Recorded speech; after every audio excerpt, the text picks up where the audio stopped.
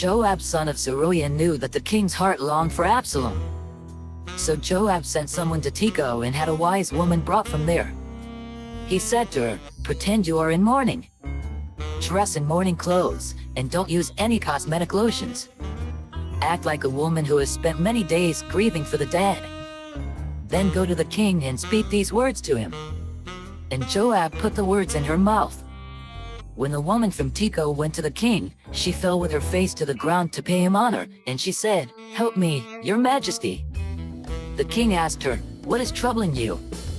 She said, "I am a widow, my husband is dead.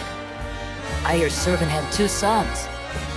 They got into a fight with each other in the field, and no one was there to separate them.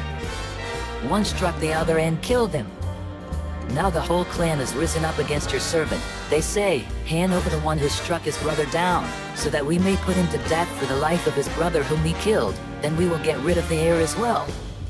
They would put out the only burning coal I have left, leaving my husband neither name nor descendant on the face of the earth." The king said to the woman, "Go home, and I will issue an order in your behalf." But the woman from Tekoa said to him, "Let my lord the king pardon me and my family, and let the king and his throne be without guilt." The king replied, "If anyone says anything to you, bring them to me, and they will not bother you again." She said, "Then let the king invoke the Lord as God to prevent the avenger of blood from adding to the destruction, so that my son will not be destroyed. As surely as the Lord lives," he said, "not one hair of your son's head will fall to the ground." Then the woman said, "Let your servant speak a word to my lord the king." "Speak," he replied. The woman said, "Why then have you devised a thing like this against the people of God? When the king says this, does he not convict himself, for the king has not brought back his banished son? Like water spilled on the ground, which cannot be recovered, so we must die. But that is not what God desires. Rather, he defies his ways so that a banished person does not remain banished from him.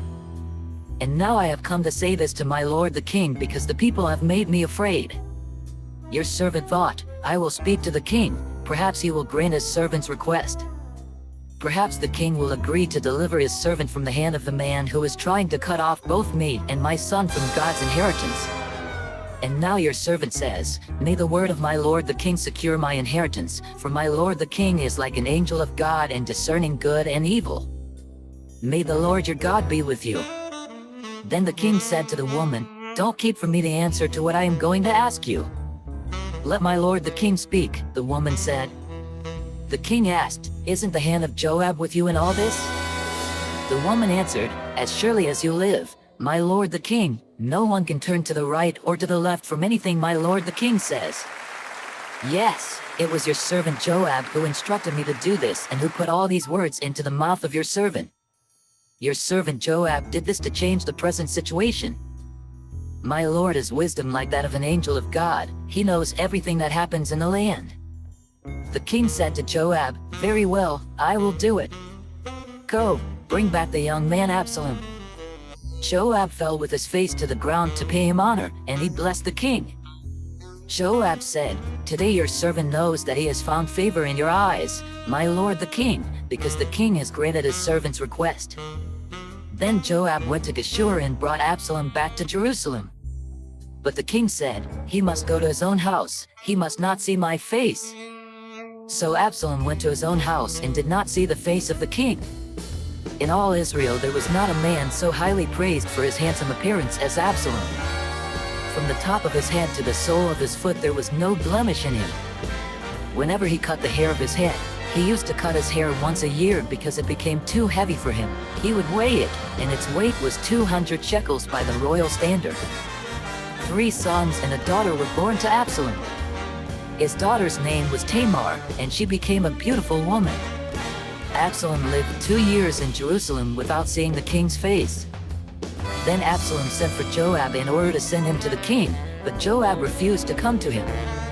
So he sent a second time, but he refused to come. Then he said to his servants, "Look, Joab's field is next to mine, and he has barley there. Go and set it on fire."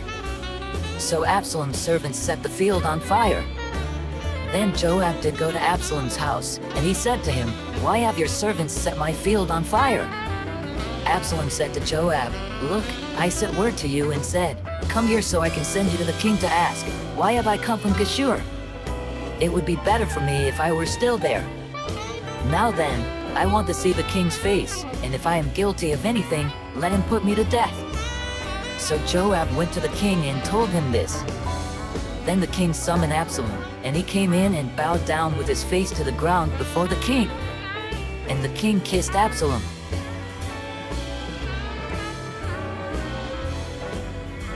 "Come, follow me, and I will send you out to fish for people."